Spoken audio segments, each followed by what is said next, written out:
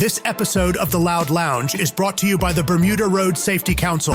Drive safe, Bermuda. Welcome to the Loud Lounge. Welcome to the Loud Lounge. Yeah, this is the big bad Mr. What's Magic. happening? Your boy DJ wants to G here. Yeah, it's your boy DJ Cheap. I'm just chilling. And we are chilling at the Loud Lounge. It's yours truly, Selected Friend. We're back here at the Loud Lounge. We're having a great conversation with Bermuda's Road Safety Council Chairman, Mr. Lister. So we're back. So, Mr. Lister, we're going to talk about me being a DJ and my beautiful co-host. We party. We party. How do you feel how people sometimes blame the DJ for people getting drunk? What I'll say to that is, while DJs do play a big part because DJs have an influence, you know, what I would say is some people follow different DJs to different parties. Oh, this DJ is playing, I'm good. So DJs have an influence. So what I would say is that outside of just the music they play, they can also help promote and spread a positive message.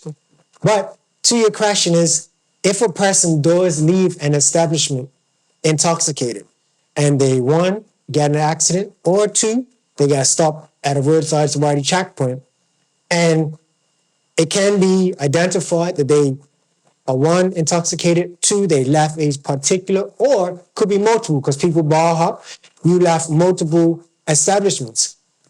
Under the legislation, but also tip certified bartenders should know that if a person is intoxicated, one, you should stop serving them, and two, you shouldn't let them leave the establishment in that state. So the legislation does say that an establishment can be held responsible if a person does leave there intoxicated and can get in an accident or get stopped by the police.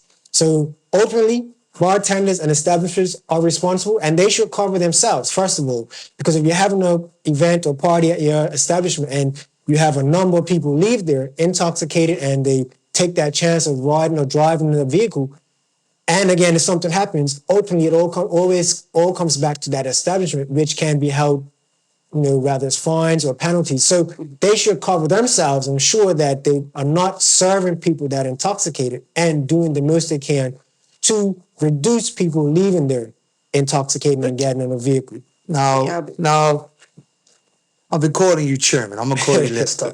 We're going to flip the script. Mm-hmm. You said that situation. Mm-hmm. I want to know, what is the medium? A lot of people, when they're drunk, they become aggressive.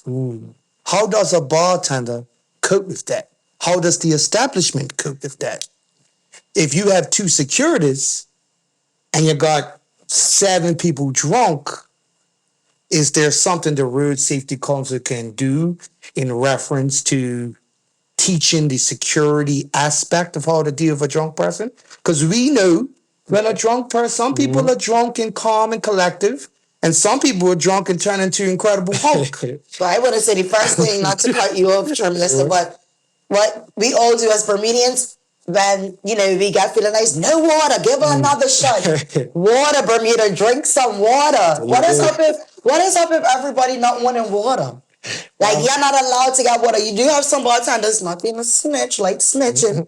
That when you get to the bar, you ask for water. It's like, you're the worst person in I don't serve chase at my bar. That's what I'm saying. So I feel like water's the start of, you know, everything in there. Yeah. To start the end and work moving forwards, that goes back to, again, changing that culture mindset. You know, we've all been in, you go to a bar and you ask for water, and the bartender makes you feel like you're wrong for asking for water. Exactly. So we have to change that mindset. So for bartenders, again, it goes to the first question of what can measures you can put to intervene with a person that is intoxicated. All establishments should have bartenders who are tip certified.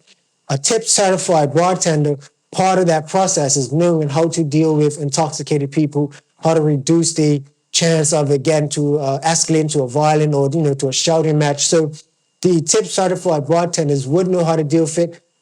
I myself don't know I would admit I'm not tip certified, I'm not a bartender, but I know that there is a process. So a tip certified bartender will be able to handle it reduce any chances of it escalating. And again, also, a part of it is noticing if a person is overly intoxicated or just intoxicated and taking that risk of driving, take their keys. And that is probably one of the hardest things to do. If it's a person, oh, you can't take my property, isn't you would rather that person be, especially if it's your friend, you'd rather they be mad at you in the morning, oh, you took my keys from me, oh, my car's in torn, I'm hurt.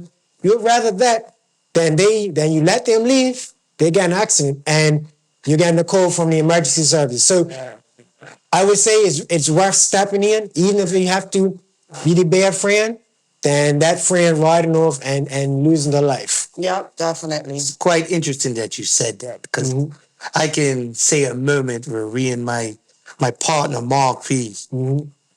We was at a party and we was the DJs. Okay. And we was at a particular venue. The DJs knew when you DJ at this particular venue, the drinks are free. All night. Okay. And it was actually my friend's birthday. It's actually December 14th, like somebody I outside knew her. All right. And 14. we actually partied like rock stars. And thank God I had a girlfriend at the time that we called her Mother Goose. We all need a Mother Goose, that's for sure. Yeah, the Mother Goose that came and she was the superwoman, saved us from our state. All right. But I also want to ask you this question. Where does the teaching start? You said earlier your game plan is to teach and change the Bermudian culture of drinking. Where will your teaching programs start? I.e., primary school, middle school, Middle school. They can't possibly be drinking in middle school. We start at the primary school level, not specifically in regards to alcohol, but just word safety. Yeah, word safety. We go out to the preschools. We do presentations with the preschool. We partner with the Bermuda Police Service and other entities. We've done presentations with Focus Counseling, so they actually are the substance abuse people. So we've worked with them when it came to alcohol and not drunk driving. So we start as young as possible. Yeah. Last year, we worked with a Bermudian designer who hand drew, wrote this story, colored in our activity coloring book that we gave out to P1 to P3 schools. So all the public and private schools would have received this activity coloring book. It's actually based off of, if you've seen the news lately, our mascot. We have a road safety mascot, Felix the Road Safe Ranger. So the coloring book is actually a story about him, and it brings in all local characters. So you have skinks, you have butterflies, you have fish, all of them telling a road safety story. So that's for the preschool, primary 1 to primary 3-year-olds. Then as we go up, we do other presentations. Last month, or actually in October, I did presentations at Cedar Bridge. So we try to it's never too early to learn about road safety. So we start as young as possible, work our way up.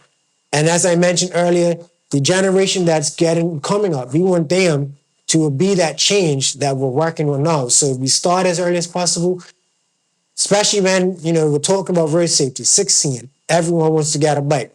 So we don't just worry about at 15 and a half. We're going down to, like I said, 5, 6, 7-year-olds. So you're learning the basics of road safety so that when you get middle school, we can work on, now you're understanding the safety of a bike. Because I say in our day, because we're in the same age group, back then, every neighborhood had children out riding on bikes. You see packs, 20 guys on a bike. You don't really see that nowadays. So what that is actually you realizing that when children go 16 now, a lot of them don't have the elementaries of riding a bike, the balance, stop and go. So by bring that to them at 10, 11, 12-year-olds, we'll introduce them in a safe environment so they can understand the right way how to operate a bike. So when they go 16, it's not the first time they got on a bike and again, learning how to learn how to balance and things like that. So we're trying to go as young as possible, and we're not even stopping at 21. We're also looking to implement programs for mature drivers. A fact, when you get your license at 18, when's the next time you have to go take a test?